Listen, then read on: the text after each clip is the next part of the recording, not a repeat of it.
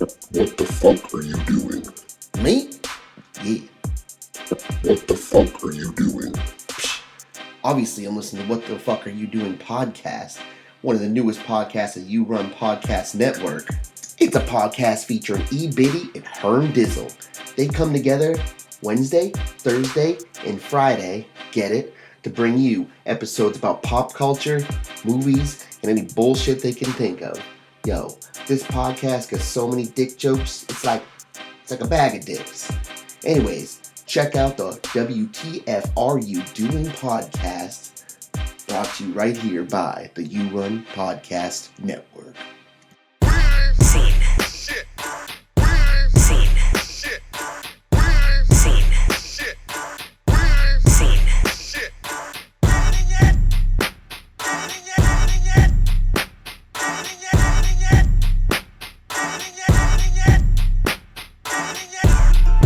Nothing yet, sir. Nothing yet, sir. We ain't Scene. shit. We ain't Scene. shit. We ain't Scene. shit. We ain't Scene. shit. What up, everybody? Welcome to fucking This Crust is Cursed, or whatever the fuck we're calling it. Greg Movies for Gregs who like Gregs. We have a delightful show for you tonight, folks. You know me. I'm your motherfucking host with the most, who's not really the host on the ones and twos. They call me Fatback Supreme. They call me Professor Platypus. They call me Mount Crushmore. I'm Ryan. Also with me tonight, follically challenged himself, the sweatpants overlord, sexy as varicose veins in all of New Hampshire, Gregory J. Hoey. Greg, hi. Hi, I'm featuring. And also with us tonight, he's an A when it comes to B movies, the Deweyest diabolical, beer-loving, mead-mugging host of the Dewey Pod Monster podcast. John, don't you dare call him Jonathan Pod Monster. Hi, John. Hi. I don't know what this series is actually called yet, but whatever Ryan said to start this episode is what this series should be called going forward. I think that makes perfect sense. Speaking of going forward, he's a pop culture aficionado. He's nerdier than Donatello, the Hulk Hogan of the Hershey State. He never fronts. He gives it to you straight. You know they call him nonstop J-Pop. It's Justin. What's good, baby? Just when I think it couldn't get any better, he does this. You little schemers, eat shit and live, boys. I'm so happy to be here. And the name is Justin, Justin. That's for my girl, Meg. Hi. Word. All right, so you guys are all good? Life's good? Life's great. Lions are 5-1. I'm happy. Fuck everyone else. What more could you Peace. want? Let's go. How much football did you watch today, Ryan? You're probably watching football all day, right? I recorded 3 songs today, and All about the Lions winning football games, right? all about the Lions winning football games, Oh, you and need.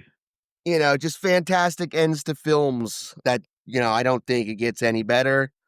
And that's what the song was about. I'm super high, too. I love it, Greg. Nice.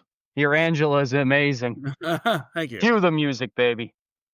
Are you wearing pants, Greg? Are you wearing pants right now? You better not be. There better be no goddamn pants on right now. Yes. That's right. Of course not. Ryan, are you wearing pants? Yeah, of course I'm fucking wearing pants. What the fuck is wrong with you?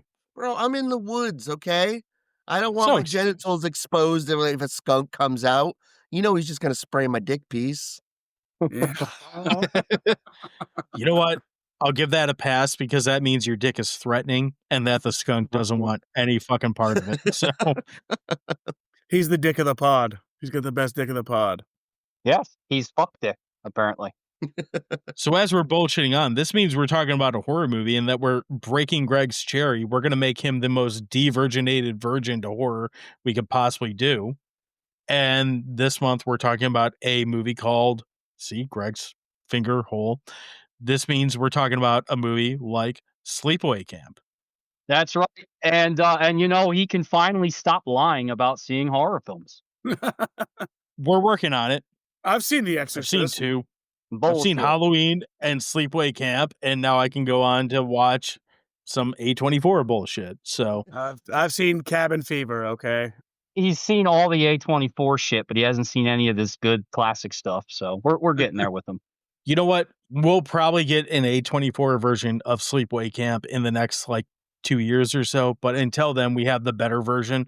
And since we're talking about Sleepaway Camp, Justin, why don't you tell us what Sleepaway Camp is all the fuck about? That's right. Speaking of the good one, it was released November 18th, 1983, a glorious year in the history of the world. Synopsis: after a horrible boating accident kills her family, shy, sullen Angela moves in with her eccentric Aunt Martha, to say the fucking least, by the way, and protective cousin Ricky. One summer, Martha sends the kids to Camp Arawak, I think I pronounced it right, soon after their arrival. Bizarre, increasingly violent accidents claim the lives of various campers. Who is the twisted individual behind these murders? The disclosure of the murderer's identity is one of the most shocking climaxes in the history of American cinema. That's Sleepaway Camp. I'll show you a shocking climax. I mean, that's how we end shit, right? So speaking on Sleepaway Camp, so just to kind of hit some of the director and cast up front, there's not a lot to really talk about here. We have Robert Hiltzik, who is the director. He's basically known for directing Sleepaway Camp. He also directed the fourth movie in the franchise, which is Return to Sleepaway Camp. Not the best entry, but it is a movie. And then he also has writing credits on all the other Sleepaway Camp movies. So Sleepaway Camp 2, 3, etc. We also have Jonathan Tiersten as Ricky, who is the brother of Angela. And then we have Mike Kellen, who is Mel, who is Oh my god. arguably one of the bad guys of the movie, kind of, sort of, maybe. Most importantly, though, the only person that we really give a shit about in this movie, the only person that any self-respecting horror fan gives a shit about in this movie is Felissa Rose. If you don't know her from this, you might know her from Terrifier 2, The Forest Hills, which came out a couple years ago. It was Shelley Duvall's last movie, or maybe Victor Crowley, but I think most of the people that know her, if it's not from the horror con circuit, it's probably from Sleepaway Camp, because she's one of those actors, whatever the proper term is, got icon status from one role, and this is that one role. So, that in mind, we have an idea of who's in this movie, kind of, sort of. The rest of the people are all kind of forgettable and did this and nothing else, which, Greg, for the uninitiated, this might be a common thing with some of these movies. They do this movie and they disappear into obscurity. That happens a lot with horror. But let's start with some stuff about rehashing it. So, generally, Justin and I will kind of take the lead on this. Ryan, I know you mentioned, Ryan, you're with us here, so I want to include you with this because that would be a good thing. You said you've seen this before, like a long fucking time ago, and then you watched it again recently. So, Ryan, let's just talk some of the things you think about Sleepaway Camp, positive, negative, wherever you want to start us with it. Lead us off and tell us some stuff about Sleepaway Camp. All right, so it's its own flavor. It's unique. It's the soundtrack is fucking batshit off the walls. The acting is so overdone, and that's part of its charm. Really, is just everything's so over the top. I mean, the outfits in this movie. What was the best part of this movie? The fucking outfits. Dick. All I'm wearing for the rest of this summer is half shirts, tiny shorts. That's the new identity that I have. Yeah, so I mean, I could just go on and on. But it had some terribly fantastic kills. More you just knew it was gonna be bad. Just as from the setup. And I don't know, man. I don't know too much to say about this movie. It was just when I started watching, I was like, I don't fucking remember this. And then as soon as I got to camp and started bullying fucking Angela, I was like, oh, okay, yeah, I remember this shit now. And yeah, it was just, I just had fun with it today. It was nostalgic for me. I literally haven't seen it since I was like a fucking 10, 11-year-old kid. So it felt right. And I want to thank you guys for making me watch this today. See, that's just the amazing part of going back to the VHS vault. So it should be said that most of these movies for this series, where we're kind of violently popping Greg's cherry, are being curated between Justin and myself. This movie, Sleepaway Camp, is the first movie that just like shot out like a fucking firework out of hell, that Justin and I were like, no, you got to fucking watch this. So Justin, you can go high level and we'll come back around and talk about positives, negatives, and everything in between. What are some of the things that make you romanticize about Sleepaway Camp. Why did we pick this movie to subject Greg to?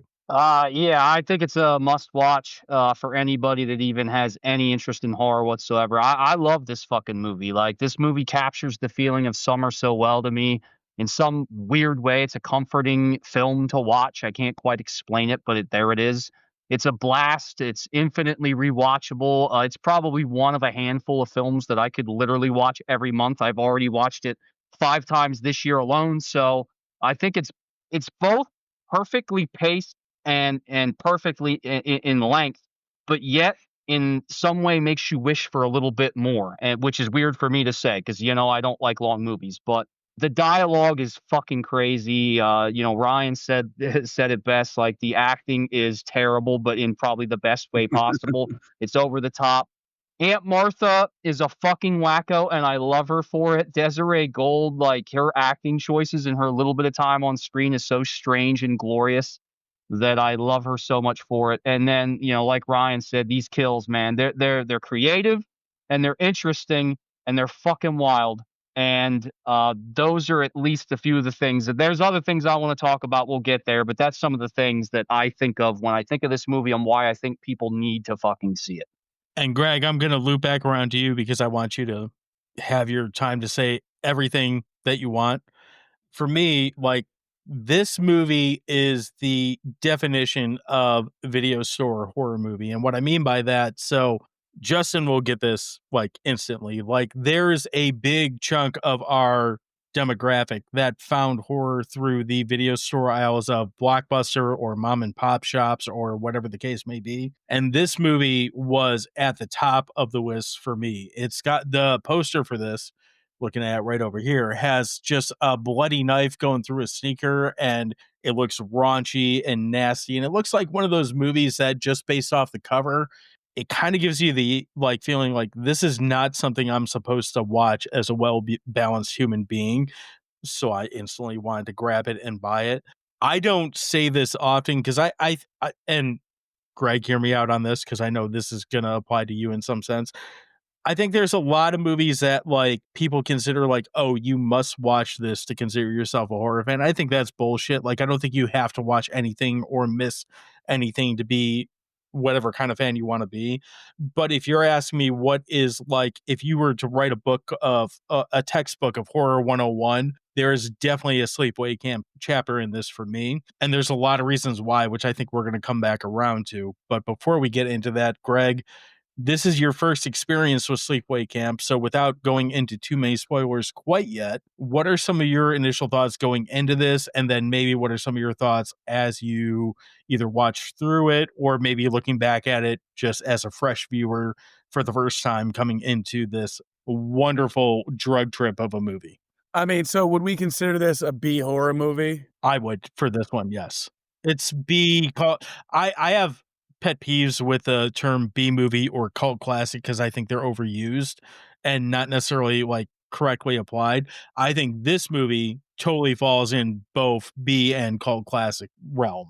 Yeah, because I don't have a lot of experience with B horror movies. Obviously, weird. Yeah, I hadn't seen We're gonna it. fix that. So, like Ryan said, I mean, it's all about the outfits. I mean, these half shirts and these shorts or these cops' fake mustaches, the over-the-top acting when the cook gets it at the beginning was just insane. Hilariously stupid, but in a good way. And Mel, man, what can I say about Mel?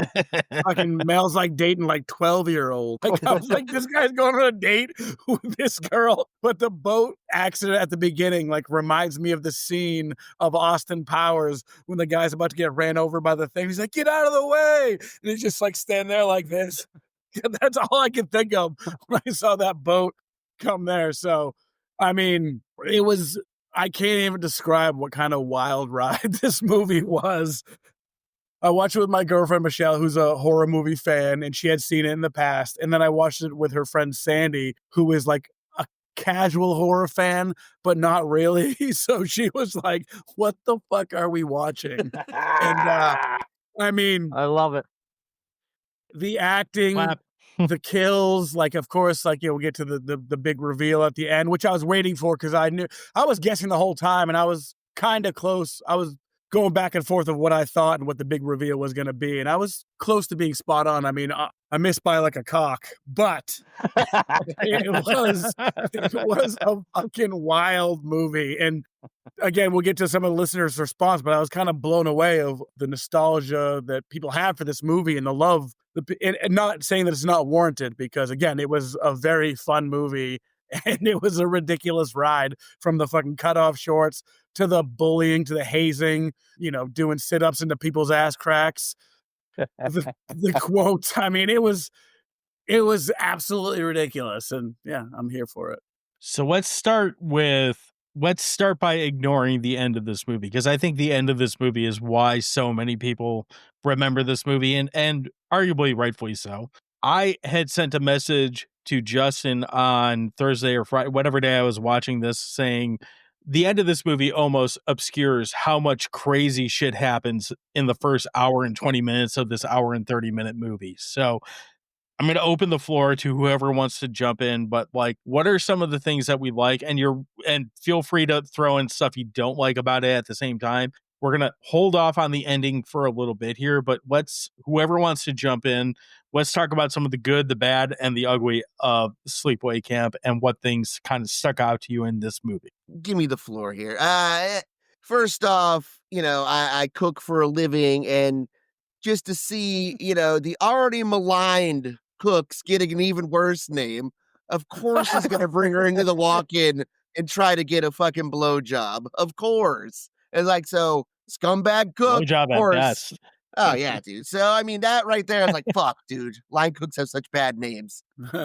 We can't skip over the fact that the guy who got promoted after the first cook got melted is the father of James Earl Jones. Oh. Yeah. Darth Vader? Darth Vader? Darth Vader? Yeah, the Darth Burger. The fucking... They didn't even have to show it, okay? Obviously, I'm talking about the curling iron. And it was just one of those deaths, like, I didn't see it. You don't see it. But you can almost feel it. Oh, yeah. There's a lot of hand curling in this movie. There was. It came out real slow with that curling iron, too. It was like, this is very dramatic right now. But it did build up tension, and apparently, originally they showed fucking Judy's body afterwards, and the MPA is like, no, we're not going to shoot that one, guys. You can still find that scene if you're looking for it. Just saying, no if shit, you know where to look for that kind of scene, you know where to find it. So, well, I already masturbated earlier, so I probably, won't do that. We're going to talk for like 30, 40 minutes. You can reload by then. Thanks, man. And I just want to acknowledge the Bumblebee scene, how quickly that guy's body just got that fucked up.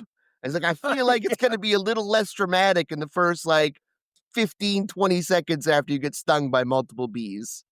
But fun. I mean, everything was just fun. And I had a blast watching it. And the dialogue, man, there was like, you're like every carpenter's wet dream. Flat as a board. Needs a screw. And it's like, my wife's like, what the fuck are you watching? I'm like, yeah, sorry, honey, it's homework. Like,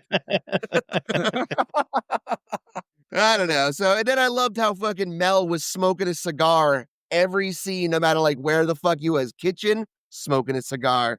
Greeting the kids, smoking a cigar. Like, oh God, he was fantastic. Kind of made me want to light up a cigar, but I don't smoke in my house, so. Fuck. Mm-hmm. He was easily the most ridiculous character in the movie, and that's saying something. When he beats that person down, he's like, no, it's you. And he's just like smashing this kid who's 13 years old. He beat the shit. How old is Mel supposed to be, by the way? The dude looks like he looks old as fuck. Yeah. And he's got to be at least 40, if not 50. But if that fucker is 40, he has had a rough life back in 1983. Holy, it's 1983. Look how the characters on Seinfeld look 10 years later. He might be 40 in this movie. But yeah, that's a hard 40. Insane, he still beats the fuck out of Ricky, and Ricky barely survives it, only to not reappear until Sleepaway Camp 3, I believe. I don't think he's in. I could Justin, correct me if I'm wrong. I don't think he's in 2. I think he's in 3. So No, he's not even in 3. I think he's in the 4th one. Yeah, the He's not in 2 or 3. is he? 2008 one. Yeah. I thought he was in 3. Okay, whatever. No, he's So, not. Yeah, he's not. I know he's not in 3. I know he's not in 2, and I'm pretty sure I've rewatched 2 more than 3, but I'm pretty sure he's not in 3 either. either way, he comes back later because reasons, right? So But no, dude, like that guy is so fucking dirty, man. He's like the dirtiest old dude in the history of horror, and his fucking outfits are insane with the plaid pants and the fucking aqua colored, jackets and stuff. But when Ryan was talking about the whole bees nest thing and and the cook dude getting his, like, I actually really love the makeup effects in this movie. Like, they're really fucking good for a low budget film. They look pretty incredible when the cook is laying there and his like skin's bubbling on his face. It Yeah. is fucking incredible. And then Agreed. those he sores. only screams for like 20 minutes of Oh the my movie. god, he's screaming the whole fucking time. The way when they're carrying him out, it's insane. But like the sores all over the dude's arms after getting attacked by the bees looks incredible. Yeah, dude, there's just a lot of things I love about this. I talked about the cop, right? Like, John and I messaged back and forth about this stupid fucking cop. Like, I love the fact that this idiot has a regular mustache early in the film, and then dumb motherfucker was like, okay, they probably don't need me anymore. I'm going to shave this off. And then they give him a call. Like, I love thinking about the fact that they give him a call and they're like, hey, we need you for a later scene. Fucker has to paste on doll hair on his fucking lip. And it is I don't even hilarious. know why he did that. Like, why not just have him come back without the stash and have him be a different guy or a guy that shaved or whatever? They're like, dude, how often do people shave? It happens. Like Ryan, John and I don't shave, but Craig does. He changes up his facial hair. All the time. So why can't this cop just shave the stash? Like, why paste on this ridiculous fucking hair? But it's yet another reason I love this movie. And another thing, really quick, I love the scene where the guys are all playing baseball. I don't know. Again, it just takes me back. You got these dude with the shortest shorts of all time, especially fucking Ronnie, the Jack dude. Like his shorts are the shortest shorts I've ever fucking seen in my life. It's hilarious. But yeah, the whole eat shit and die, eat shit and live. And I gotta say, dude, I think Ricky's the fucking man. Like I would love to have like a cousin that's like that defensive over me, like this dude is. He is ready to take on fucking 12 dudes at a time. He doesn't give a fuck. Yeah, that mustache was like Mustache Gate on Superman with Henry Cavill, like had the CGI mustache. So the fact that you guys said that, like I didn't notice the cop had a real mustache in the first scene. So I'm gonna have to watch that again. All I remember is that ridiculous scene. It looks like it's like drawn on with a magic marker. It's like so ridiculous looking. Yeah. So for me, like, what's things I love about this movie? I love the soundtrack. It's so like 50s monster movie throwback where like there's no real scoring. It's just like "Brr," whenever something is about to happen or whenever they want to create tension, but it really doesn't because nothing's going on. So I love how the soundtrack is used in the shittiest way possible. Justin just said it, but the baseball scene in any other movie, if we had like a 10-minute diversion where we're just playing baseball or stickball or whatever for several minutes and talking shit with each other, I would not care. But the fact that they're like, eat shit and die, Ricky, or eat shit and live, Bill, like that right there, I don't care what movie this is. That is among the best like exchanges in cinema history in any film, period. Agreed. Everyone's already said it. The fashion choices between the crop tops, the crew socks, the like sneaker choices, and the short shorts, all of it are just chef's kiss. Like, if I'm not a woman, but if I was, I'm pretty sure I would have a lady boner and be jerking it as hard as I could through this entire movie, because this is everything I presume women want. It's probably not. I'm probably wrong. You're totally I wrong. have I just know probably. I probably am, but I don't think I've made my wife watch this movie to tell me otherwise yet. So we'll take it that's for not what it true. is. I have watched it with my wife, and I'm telling you, you're wrong. Well, that's not Well- true. I wore a crop top last night when we played at the Saddle Up Saloon. So and I I was mean, batting away like flies. I just made my wife watch Lost Boys because we covered it on our show like a week ago. And she was like, this is like super 80s, but I'm kind of into it. I'm like, you need to watch Sleepaway Camp. Presuming that she just wants me to wear, crew socks, jorts, and like crop tops, but I digress. I would love to see you dressed as Mel, to be honest with you. Oh man, I could probably pull that off better than the crop top. So, but yeah, maybe we'll do Halloween's coming up. Well, if we record before then, maybe I'll do a Mel costume. We'll see. I have cigars upstairs. I would love it.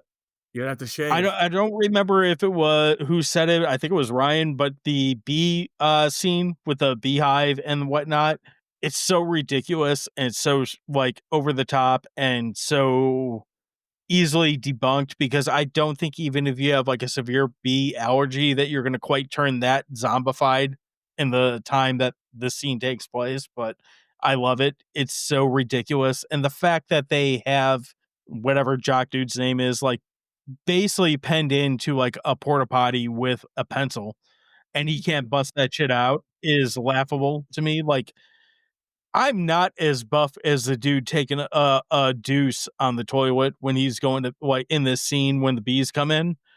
I'm pretty sure I could like knock the shit out of that like stick that's like holding these doors shut. Like no real fucking problem. Like I'm 2+ pounds. I can totally handle that. He had And Macaulay Culkin energy. He had a little bit of that. So, and this movie almost kind of wants a little bit of Home Alone energy to it. Like I'd be okay with some traps and some booby shit going on, but we don't get that. But that's neither here nor there. And then as a last thing with it, this is like maybe this is a me thing. Maybe this is like an era thing. I don't know. But there's something I really enjoy about watching 1980s and 1990s teenagers doing teenager shit. And I think a lot of that comes from the fact that like when I found these movies, I was either like, I think when I found Sleepaway Camp, I was probably around like 10. So, but as a barometer, I was probably somewhere between 8 and 18, but 10 is probably like a closer thing. I like seeing people that were in my age group when I found this movie do stupid shit, whether that means they just get fucking murked like a psychopath or that means they do noble things, which doesn't really happen here. I like seeing people in my age group when I found the movie kind of like come to their own with the movie at the same time. And this movie hits that. So The guy who like goes and takes in the bathroom with the bees, I love. He's like, I gotta take a wicked dump quick. I was trying so hard to look at what magazine he chose because I just needed to know, but I I couldn't thought tell. it was if it was Household, but it's Playboy. not. Yeah, I know. That's what I was looking for, but it didn't look like that's what it was. It was Bee Weekly. Man, Mel's dialogue after he finds that Meg, I think her name was, murdered. And he goes, oh Yeah. no, that's too bad. Not you. Yeah, Mel was the funnest character for me. Just how bad of like his dialogue was just so ridiculous and over the top. It still was. I could not get over the fact that this dude who maybe 40, who looked like he was 50 or 60, is about to date this girl, going to date this girl who looks like she was like 15 years old. It's 1983, bro. Is she trying to sleep her way to the top at a seasonal job? Is that what I'm Yeah. understanding here? Sure seems that way. Speaking of Meg, real quick, dude, her death scene in the shower is ridiculous. She's all like, Yeah. oh, oh. Yeah, she's like leaning into it, like, go forward. Fall And before- forward. And before that, I've never seen someone take a shower like that. She's doing this thing where she's just rubbing the soap just on her neck while humming something. I have no idea what it is, but I'm so here for it. You've never seen me take a shower. The average age of the kids in the movie were like 12 and 13 years old, which is like super young for a fucking horror movie. Like usually they stay away from, Well, Yeah. kids. it's 1983, so Greg, did you hit positives on this one? Did I miss that? Or Fuck them kids. Yeah, I mean, so for positive, I have the shorts, the insults, the hair. I said the opening scene was a huge positive to me. That made me laugh so much when I went. Just like the whole boating scene was hilarious. So funny. so over the fucking top, and it's crazy how much you forget the opening of the scene by the end of the fucking movie. Yeah, Oh, I'll never forget that opening scene. I've tied a string around my finger so I would not forget. What was it? What was it? The medical records. Don't tell them where they came from. That wouldn't do. I love her so much, dude. She is going for it. Yeah, I also I loved when just Mel beat up. Was it Ricky he beat up like before he took the arrow in the neck, which looked absolutely ridiculous when he took the arrow. And great. Yeah, but like just him, he like beat him up like this, and just like oh, he's like, just Donkey Kong smashing a barrel. Yeah, exactly. He was smashing the barrel while having like lines that are pretty articulate to a Donkey Kong. Like he was just so bad it was good. I was trying to explain to my friends on PlayStation, like this guy Mel is the most ridiculous characters. So I sent like this 5-minute clip of Mel and a bunch of his and they're like, this movie's fucking stupid. I couldn't even make it past 2 minutes. I was like, ah. My favorite thing about what you're saying right now is you're talking about sending clips to your friends on PlayStation who are probably like 8-year-old Korean kids who are like, what the fuck is Sleepaway Camp? No, they're my friends. They're Korean kids in America. 8-year-old Korean kids. So, they're 50-year-old Korean kids. even better.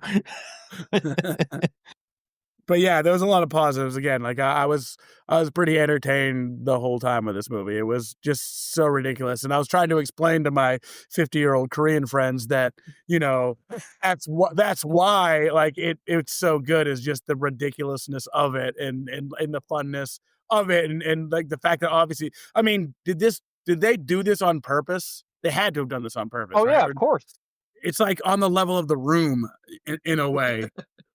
Another thing I love though about this movie literally flies fucking by. It feels like it's an hour long. I don't know why and I don't know how they do it, but it's fucking nuts, man. It just the pacing is incredible. Yeah, hell yeah.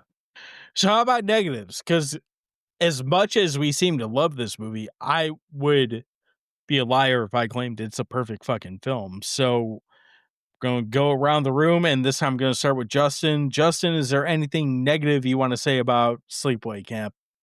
You're going to think I'm fucking nuts, but I'm telling you, I got no negatives. I love this movie for what it is. Like, the more campy it is, the worse the performance, as bad as the performance are, everything works perfectly in context of what this movie's all about and what it is. And I think it goes back to what Greg just said.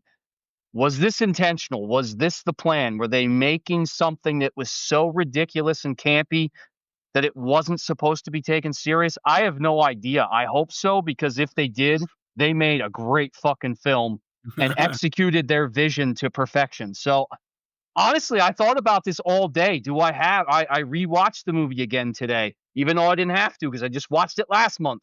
But I love this movie. So I was trying to find something I don't like. I guess if I had to throw one out, it's, the dirtbag Artie the cook, being just an absolute piece of shit. I could do without him. But at the same time, we wouldn't get that sweet ass effect with the fucking boiling skin and stuff. So I can't get rid of it. I have no negatives. You guys go. Ryan, do you want to jump in? Yeah, absolutely, man. Look, much like Justin said, if you think about it, the entire movie's a fucking negative. That's its positive. It's so bad that it's so fucking great. What am I going to be, a critical mind to this movie? No, I'm not going to be a fucking critical mind to this movie. I'm not that kind of piece of shit. I'm just going to I can see what this is. They've done exactly what they set out to do, and I'm going to enjoy it. I'm not going to, life's too short to be sad about everything, And Yeah. I'm not sad. Sometimes I'm sad. I grew up without a dad, Me too. Let's bring this shit down. Everything's so Yeah. expensive now. Far down. So Angela also grew up without a dad because he got killed by a fucking boat. Yeah. But my negatives with this movie are kind of like super nitpicky because here's the weird thing about this movie. That, let's look at this objectively. Is this movie well acted? Not really. Is this movie well written? Not really. Is it well directed? Not really. Are the effects great? They're okay, but they're not necessarily great. All that shit doesn't matter because that's not what kind of movie this is. This movie is going for that B. I don't even know. I don't know if this movie, I feel like I should because I'm like Justin, one of the people that love this movie, but I don't even know if this movie went to theaters. Like, this movie is the definition of what a low budget B slasher movie should be. So with that, you almost have to take all the shit I just said with a grain of salt. If I had to say what I could do without, I don't need pedophilia in any fucking movie at any level. Now, granted, in this movie, the dickbags get dickbagged to death, and that's, or to immense pain. So at least there's that. I probably could have done without that just because it's just feels fucking gross. Even in a movie like this, like that just feels fucking gross to me. So if they It had just should. left that out, well, I hope so. If If it's they had your just left favorite that part, out, we definitely have a problem. if they had just left that out and killed the cook for other reason, whatever that might be, I probably would have been fine with it. I feel like this movie, if anything, it probably could need a few more kills, but it doesn't take away from the movie because the pacing in this movie is done so well that it distracts you from all the shit that's not happening. Because when there's not killing going on the screen, there's so many other like amazing 80s flavor bombs just going off all over the place that kind of overlooks it. So my negatives are pretty few and far between. Could this be a better movie? Yeah. Everything about this movie could be done from a technical standpoint better. But I feel like if they did that, it would almost be a detractor from the movie because let's be real. This is a 80s B movie, VHS cult movie. This is what you want for this kind of fucking movie. So I kind of love it the way it is, even though my overall score won't reflect that. I just want to real quick, the soundtrack, man, you touched on it earlier. I've never heard a more all over the place soundtrack in my entire fucking life, man. Like, they're playing like fucking like Swedish techno to like Brit pop to like, I was like, what is what is this classical music? It's just, I've never heard anything more all over the place in my entire life. Greg, take it away. So, like Justin and Ryan both said, some of the negatives are a positive. The acting is super fucking cheesy. The opening scene for me was a negative at first because I was like, what the? I don't know who died. Who's the person who died here? Was it the dad? Was it the brother? Was it the sister? I don't know what's going on, but turns out the end, yeah. So the camp itself, it was very rapey and creepy from the cook to Mel. It was over the top bad acting, and there was so many pieces of shits. But again, like, I don't know if they're doing this on purpose. If they didn't do this on purpose, they tripped and stumbled into like the best formula ever. So, like, all my negatives are kind of also positives because without, this super cheesy acting and this Welcome to B horror movies. and this insane, I just couldn't help but laugh at some of the dialogue was so like ridiculous. Like, I've seen better acting in like a porn. Like, like I asked Sandy and Michelle, I'm like, do you think this is on par with like with porn? And like, I think porn acting might be a little better. I've seen some pretty, I've seen Breaking Vag, and it's very well acted. It does not compare to Evil Head. I'm sorry. It will never compare to that. But listen, if anybody listening to this hasn't seen this fucking movie yet and can't tell by how much we're fucking laughing, talking about everything about this movie, this fucking movie is so much fucking fun and so bad it's good. Like, I don't know what more to say, man. We have other categories to go through, and I can't wait to get into them. But dude, I just fucking love this movie. I literally want to rewatch it right now. Like, fuck this. I'm gonna go. You guys do the rest. I'm just gonna go rewatch Sleepaway Camp because I fucking love it. Well, and to Justin's point, if you haven't somehow seen this movie, and I would gather a lot of people haven't, because unlike the last movie we did in this series, which was world renowned, this is kind of one of those either you know or you don't movies. Sleepaway Camp is on Tubi pretty much every fucking month. So if not this month, it will be next month. Like, if you haven't seen this movie, take an hour and a half and pop an edible, open a bottle, whatever the case is, sit back and have some fun and be ready for some stupid shit, because this movie is pretty available almost all the time and worth watching. Yeah, streaming on Yeah. Amazon for free. Yeah, it's everywhere streaming free. So if you want to pay for it, that's weird. I heard they actually pay Well- you to watch it. I bought it twice, but that's beside the point. So I had to get the Sleepaway Camp Survival Kit bundle kit that has the first 4 movies and comes in this like first aid bloody fucking kit, because of course. So, and transitioning from my stupid purchases to the show, we go to audience reaction. So we'll come back to whatever we want to talk about this movie if we need to, but Greg, Ryan, Justin, whoever, someone tell me what the audience thinks about this fucking movie. Someone who's not me, because I got nothing. So I got some responses from Instagram. I put up a post. We got Kate from Down Under. Oi. oi, It's been a while since I've watched this, but I remember it being fun. I'd say 5 out of 8, but a rewatch could go up or down. Probably down, because Down Under. No, I'm sure it's fair, going to go fair, up. fair. Also from Instagram. I'm not going to lie, these are all from Instagram, except for Sandy and Michelle. So, but no, yeah, totally, dude.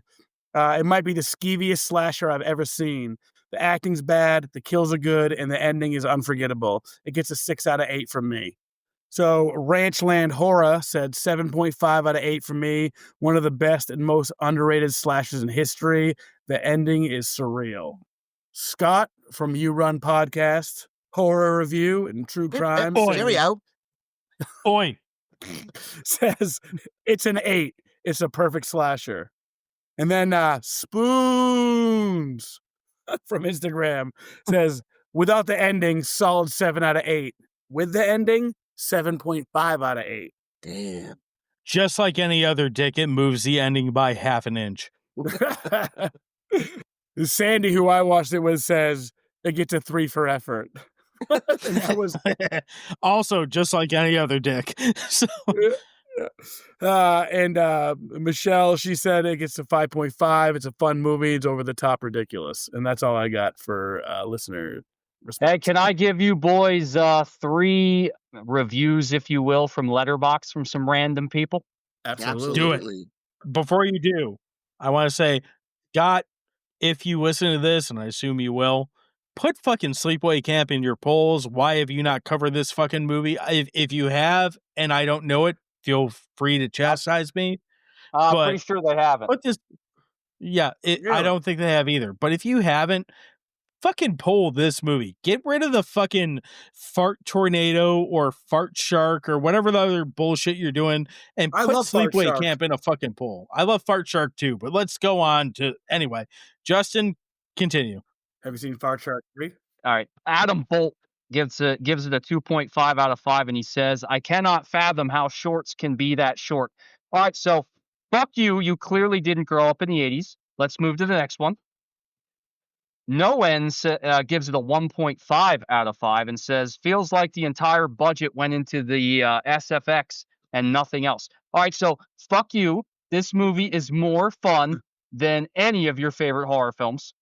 And then lastly, Mr. Todd Gaines gives it a 2.5 out of 5 and says, The Crying Game meets Friday the 13th meets Degrassi Junior High meets Meatballs meets 80s Fashion Nightmare meets What the Fuck Did I Just Watch? All right, fuck you. That's the point. Also, The Crying Game is a boring slog. What the fuck is Degrassi Junior?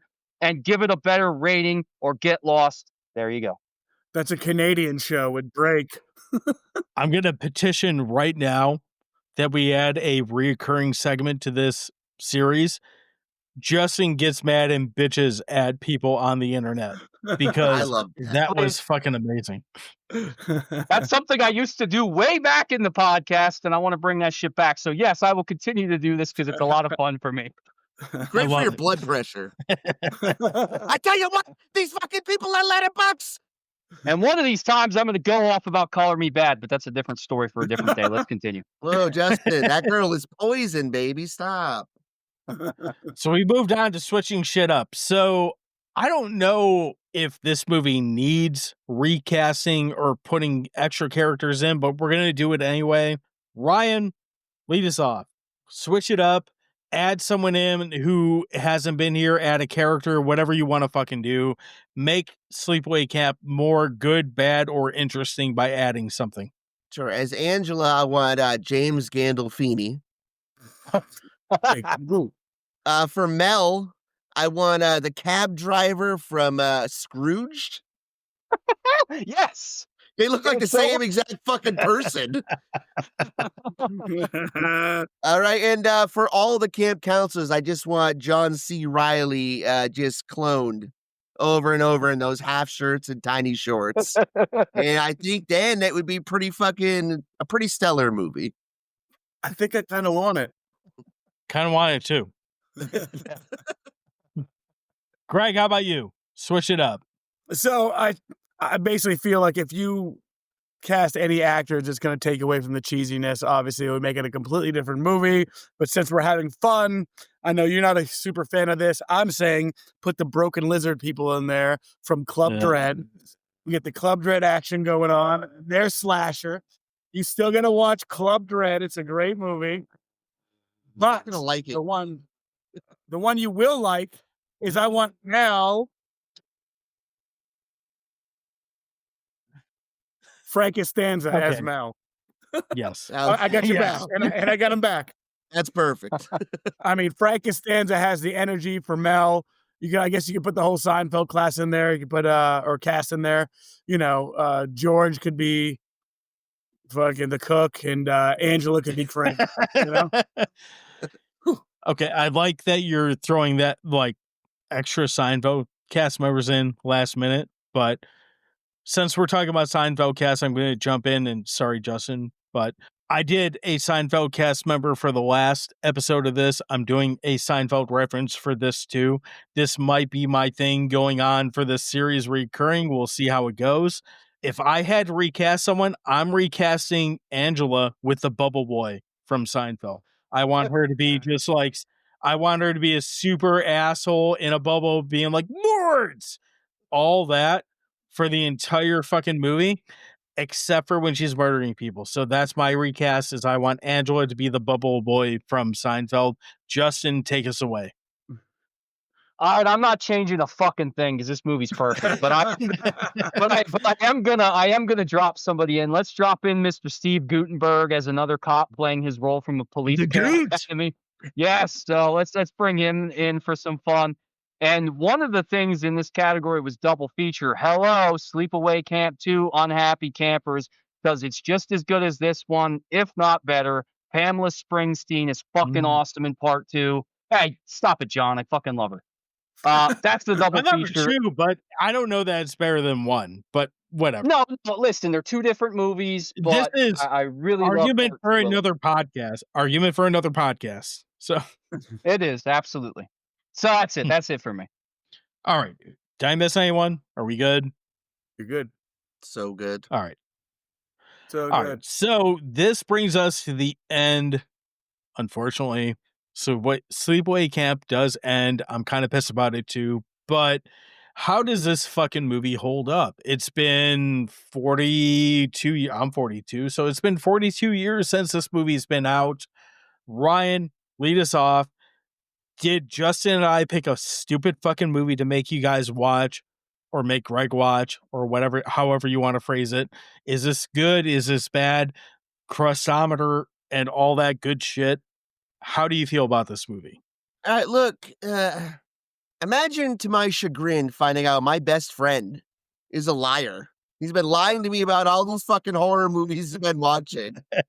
What a piece of shit that I'm aligned myself with. Pizza shit. So Pizza it's, shit is good shit. that weighs into everything for me, you know. I don't know where we're going with this. So anyways, That had absolutely nothing to do with your thoughts on the movie. You're just calling Greg a piece of shit. I think that's funny. So yeah, it's kind of the running theme anyway. But I love Greg more than anything. More than Angela, I love that boy's head who she cradled at the end of the movie. Paul? I mean, before we really just delve into our scores, we didn't even talk about the end yet. We pretended we weren't going Yeah, to. why are we skirting around this fucking ending? Why are we not Let's talking about talk about the micro penis that is exposed at the end of the movie. Because holy fuck, I mean, it's the weirdest. Even if it was just a fucking dick, the face and everything else going on in that scene is so fucking weird. it? And Dude, don't forget her growling, her fucking yeah, weird growl. whatever that Wait a minute. was. That was a micro penis? Uh-oh. Just kidding. Now, apparently, the guy whose body they used that for had to get fucking shit faced before he did that scene. And he Like had drop fucking. trow. It was So cold as he was a crew member who was just some random 18-year-old guy who happened to be a similar build to Felicia Rose. And he had to get shit faced because he didn't want his dick on camera because his mom might see it. And they needed a dick on camera. Well, he was a little beefier than Felissa Rose at that time. Well, for sure. But that he was like, I don't know what the whole cast or the whole crew was, but they were like, you're close enough. So, but that's the story behind it. He did it because he was just kind of the guy who they were like, close enough, and there you go. So there's a whole shitload of like, you can find that story out there, but it's basically you got a dick and you're close enough, so do what you got to do to make this scene. And that's what happened. We got Aunt Martha again at the end, which I am so happy about. I could have used a lot more Aunt Martha in this film, but explaining that she can't have two boys. No, that just won't do. She's got to have a girl, and she always wanted a girl. So Peter became Angela. It's fucking batshit crazy. I love this movie, man. Could you just imagine, like, the director's like, hey, anyone here hung like a 12-year-old? And this guy's like, oh. The two kids are making fun of like their dad and his lover like having sex. And, like, I kind of thought that it was like going to be like he was alive still, and it was her and him kind of switching off killing. Like that's what I was kind of guessing. And then so I was close in a way. That's that A24 bullshit sneaking in on you. Yeah. Everybody's included. But that was such a wild scene, that face, because I've seen that face before, like just being part. Like I had never heard of this movie until Pop Culture Reflections. Because Dewey you're on Pod, social media. or You Run podcast, like posting that picture. So like I was like almost, I felt like it was gonna be ruined for me, but like this twist still completely caught me off guard. I was like, all right, that's pretty cool, and that's a pretty average dick. I mean, I've seen that before. It's not an average dick. Stop being weird about it. All right? It's Fuck. above average. Neither of you guys have put a number on it in inches or in score. So, well, I was in the You band too. Solid 8, so you two that are not like forcing you to watch this shit, because Justin and I still haven't talked yet. So, Brian, what's Wow. your score? Oh, my final score. That's fuck. I just want to. Do I do it? Do I do the golden buzzer? 8 out of 8, baby. Whoa. That's awesome. Damn. Love it. All right, so for my first watch, it was hard for me to wrap my head around B horror like this. But saying that, I had a fantastic time with it. It was absolutely hilarious. It was fucking wild. It was short shorts. It was fake mustaches. It was the most ridiculous acting I have ever seen in my life. And my mom watched soap operas. I give it a 6 out of 8, which I think is a pretty solid score. It'll go up. It'll go Yeah. up on rewatches, no doubt. just like Angela's dick, it will go up. Yeah. Oh yeah.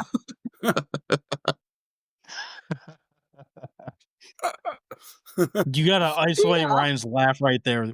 Ryan's laugh was perfect for that. So Woo! Fuck a dick. I'll go.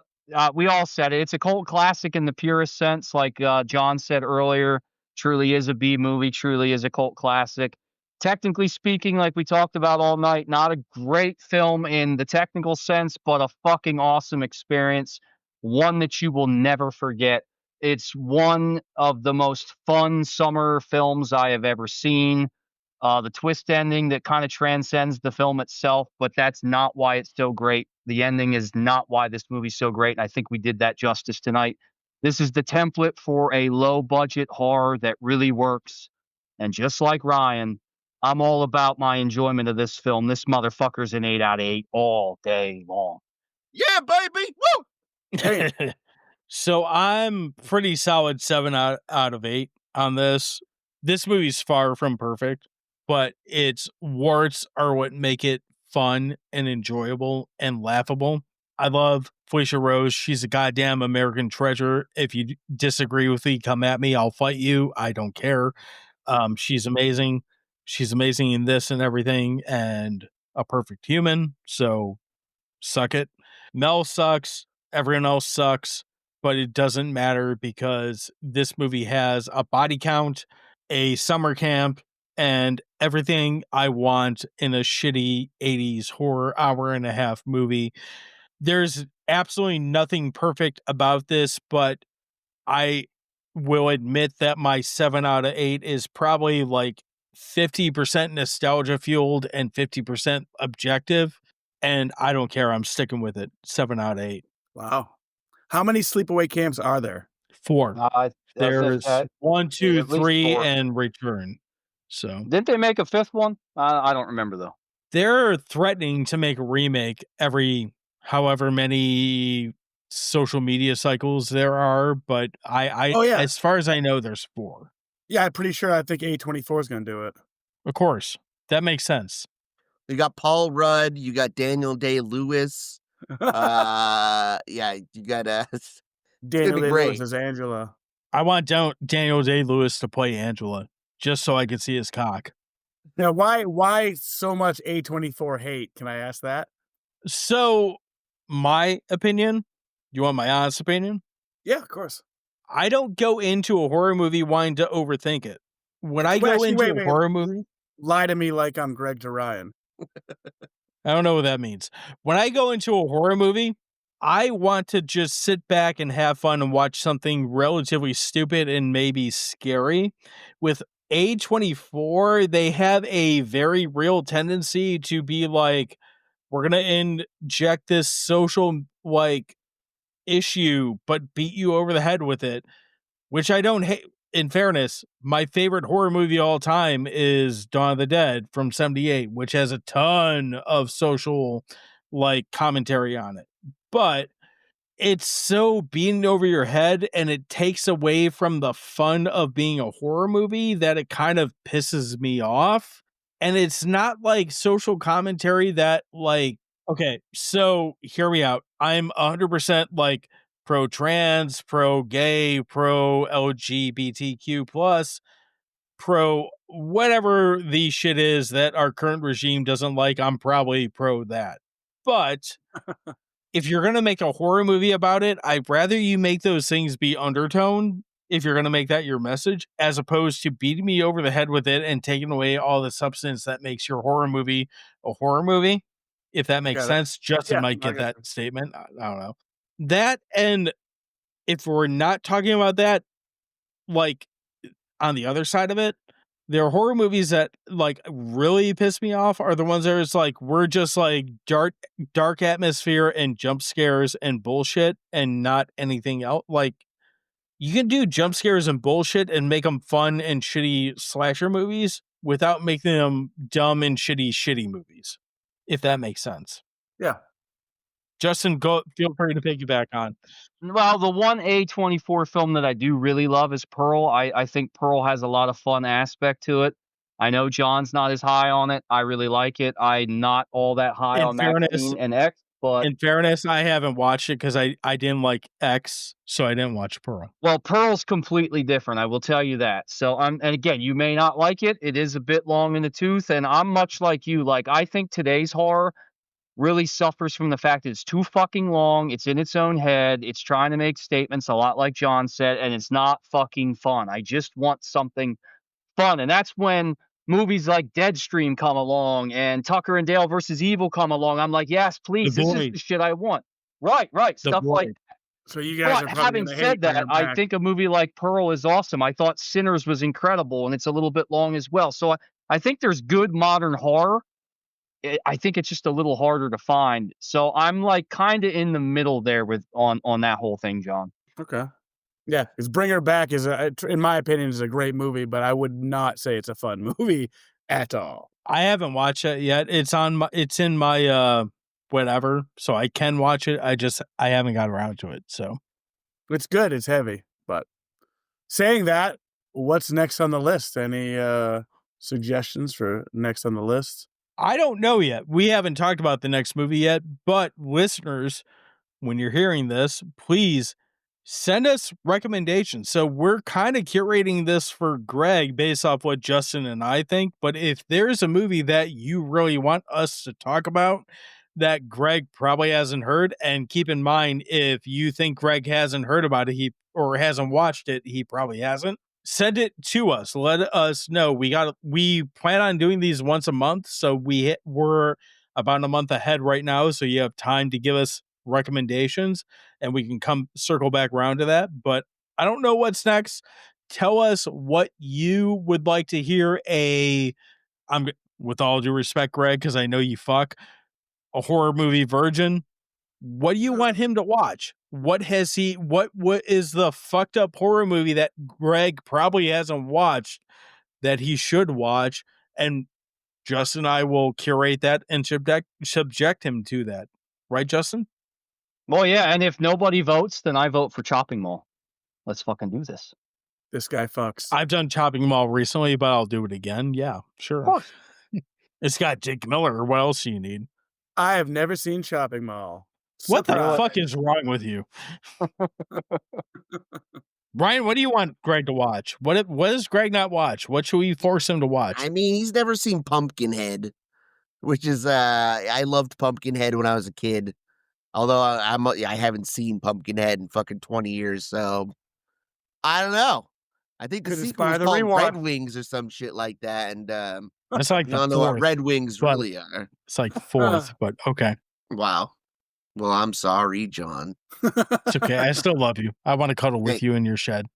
Oh yeah. Well, I'm very cuddleable. Me too. No, I've Lots of always fur. said that about you. Lots of fur. Bear on bear crime. 2 bears, 1 shed. All right, so I guess this kind of wraps shit up. Don't be a piece of shit. Go watch Sleepaway Camp. All right? Do Yeah. yourself a favor. 8 out of 8 crust. 2 people on this board said it. And I'm in the shadows right now in my shed. I look pretty badass. But you don't know that. You don't know that. He's got knee-high crew socks with stripes. He's got short jorts and a fucking baseball tee with multicolored ringers on. He's gonna murder all of us Is that a painted on with his mustache? dick. Murder Dick. That's what I vote for the next movie. Murder dick. Anyways, want to thank everybody for listening. You guys fucking rock the Casbah each and every night. Yeah, check us out on Instagram, Facebook. You can find us on Spotify, Apple Pod, YouTube. If you want to join our Patreon for just $1, you can get shows up to a week early and help out the show. Of course, we rep the You Run podcast, where you can find Popculture Reflections, Dewey Pod Monster, and you know you're going to find that Crust on that as well. And yeah, thank you. Go listen to The Clash, because Ryan just kind of sort of riffed on the Clash lyrics. So go listen to The Clash, because they're better than what we're doing. Yeah. Wait, should I stay or obviously. should I go?